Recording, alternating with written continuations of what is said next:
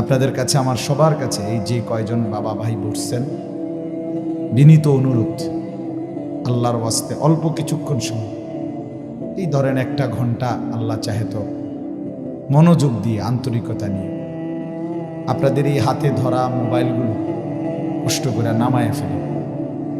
নামায়া আপনি আল্লাহর ওয়াস্তে 1 ঘন্টা মনোযোগ দিয়ে আপনি শুনেন। হাতে ধরে রেকর্ডিং করার দরকার নেই। পরে মোবাইল থেকে শুনতে চাইলে মোবাইলে সব বক্তাদের ওয়াজে আছে, পরিচিত অপরিচিত সকলের ওয়াজে পাওয়া যায়। আলহামদুলিল্লাহ, অন্য টাইমে শুনি।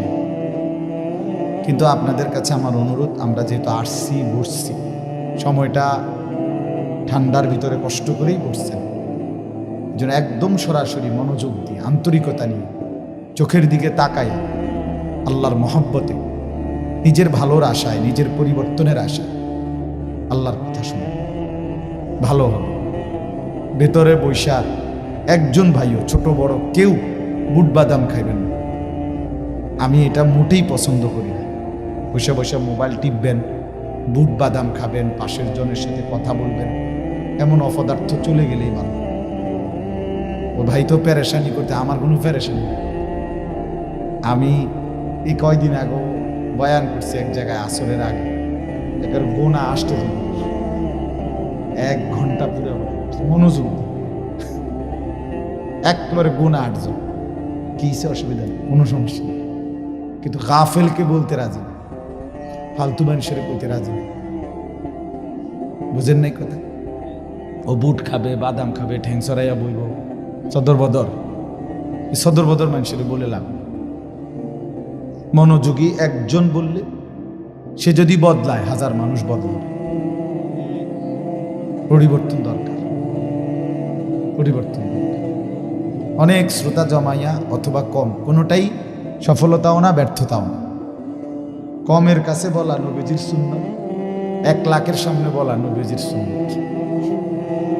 রাসূলুল্লাহ সাল্লাল্লাহু আলাইহি সাল্লাম 1 2 জনের কাছেও আল্লাহর দ্বীনের দাওয়াত দিয়েছেন কিনা কথা বলে।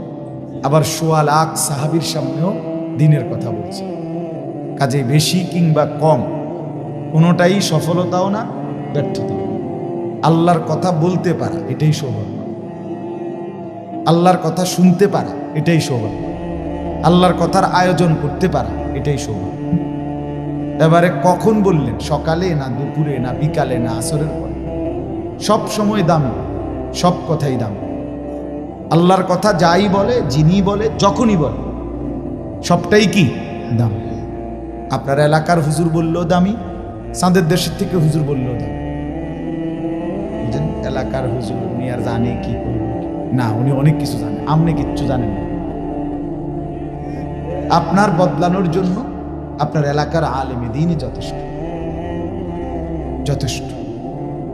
আমি আপনার সারা দেশ চুক্তি মানুষ সব আমার কাছে বাইবে, আমি ঠিক করতে হবে, এটা আসলে যৌক্তিক কোনো কথা নেই, এটা অযৌক্তিক কথা।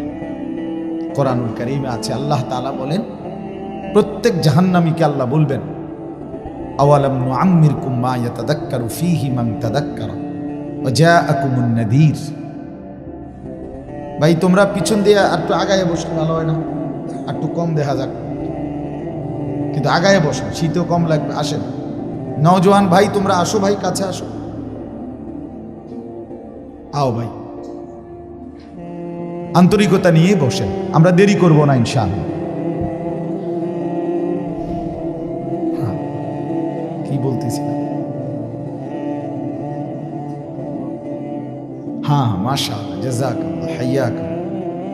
কোরআনুল কারীমের আছে, প্রত্যেকটা জাহান্নামীকে আল্লাহ তাআলা বলবেন 2টা কথা।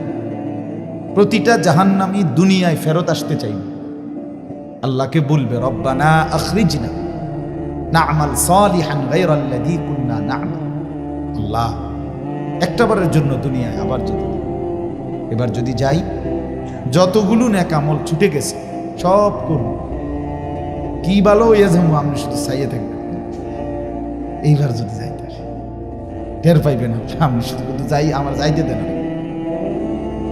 আল্লাহ তাআলা বলবেন 2টা কথা, আমার বান্দা বলো তো, আওয়ালাম নুআম্মিরকুম মা ইয়াতাযাক্কারু ফীহি মান তাযাক্কার, যেটুকু হায়াত দিলে নেক আমল করতে পারতাম, আমি কি এতটুকু হায়াত দেইনি? বলেন না তো কেন আমল করলেন? আজকে এখানে আমরা যারা বসছি তা আমাদের প্রত্যেকের জন্য, একেবারে মাসুম বাচ্চা বাদ দেন, মোটামুটি আমরা যারা 12, 10, 14 তদূর্ধ্ব, আমাদের জন্য কি এশার নামাজের আজান হয় নাই? তো আমরা কি সবাই এশার নামাজ পড়ার মতো সময় পাই নাই? পড়লাম না, সবাই পড়লাম না। যারা কেন, যারা পড়লো না চতুর্দিকে কেন? সময় পাই নাই এই কারণে না, সময় তো পাইছে, হায়াত পাইছে কিনা, সুযোগ ছিল কিনা? আল্লাহ এটা বলো বান্দা, কোন আমলটা সুযোগ নাই অথচ আমি তোমার শাস্তি দিচ্ছি সেটা কম? আমি তোমারে সুযোগ না দিয়া, হায়াত না দিয়ে বিচার করছি, এটা কি কম? তোমার হায়াত 30 বছর, তোমারে কি আমি বিচার করছি 40 বছরের? তাহলে তুমি আমারে কেন দোষী করবে? আল্লাহ আওয়ালাম নুআম্মির, আমি কি বয়স দেই নাই? আমি কি হায়াত দেই নাই? বান্দা, যাকে হায়াত দিছি যে দূর, তার কাছ থেকে হিসাবও চাচ্ছি। তুমি মারা গেছো 32 বছরে, আমি কোনো 38 বছরের হিসাব চাই না, আমি 32 বছরের হিসাবই চাচ্ছি। তুমি মারা গেছো 60 বছর, আমি 70 বছরের হিসাব চাচ্ছি, আমি 60 বছরের হিসাবই নিচ্ছি। এই হলো 1। 2, ওয়াজাআকুমুন নাযীর, এই কথাটা বলার জন্য বলছি। আল্লাহ বলেন, আমি তোমাদের প্রত্যেকের কাছে আমার পক্ষ থেকে ভয় প্রদর্শনকারী বান্দা, আল্লাহর ভয়, কবরের ভয়, আখিরাতের ভয়, জাহান্নামের ভয়, পরকালের ভয় বুঝানোর মতো উপযুক্ত ভয় প্রদর্শনকারী বান্দা আমি পাঠিয়েছি। তুমি মনে করে দেখো কোনটা শুনো না, তুমি কম, যেটা শোনো না এটা বাদ দিন, তুমি কম। আমার কাছে ফাইল আছে, আমার কাছে আমলনামা আছে, আমার কাছে ফেরেশতাদের লিখিত কপি আছে, তুমি কও, আমি মিলাই দেখি কোনটা শোনো না। তাইলে ওয়াজাআকুমুন নাযীর, এই আয়াতের তাফসিরে আছে প্রত্যেক অঞ্চলে, প্রত্যেক এলাকা, প্রতিটা মানুষের রাহবারি করার জন্য, পথ প্রদর্শনের জন্য, জাহান্নাম থেকে বাঁচাবার জন্য, জান্নাতের কথা বলার জন্য আল্লাহর কসম, আল্লাহ তাআলা উপযুক্ত মনোনীত বান্দা, ইমাম, খতিব, আলেম, ওয়াইজ, আল্লাহওয়ালা, দাঈ ইলাল্লাহ প্রত্যেক অঞ্চলেই আল্লাহ তাআলা মনোনীত করে রেখেছেন।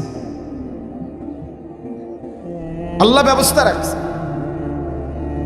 যে হুজুর আল্লাহ ফাদান বক্তা আইসে না দেখে আমরা জাহান্নাম থেকে বাঁচতে পারি না। আল্লাহ বলেন এসব রঙের কথা ছিল, ইতান বাদ, সব খাম খেয়ালি বাদ। গত বছর আমরা বক্তা পাইছি না দেখা আল্লাহ আমরা আমল করতে পারি নাই, এই সমস্ত সংবম কথা বললে হবে? হবে না, হবে না। এজন্য বললাম প্রত্যেক অঞ্চলে আল্লাহ তাআলা দিন বুঝানোর মতো নাদির, ভয় প্রদর্শনকারী বান্দা আল্লাহ পাক পাঠিয়েছেন, ছিল, আছে, কিয়ামত পর্যন্ত।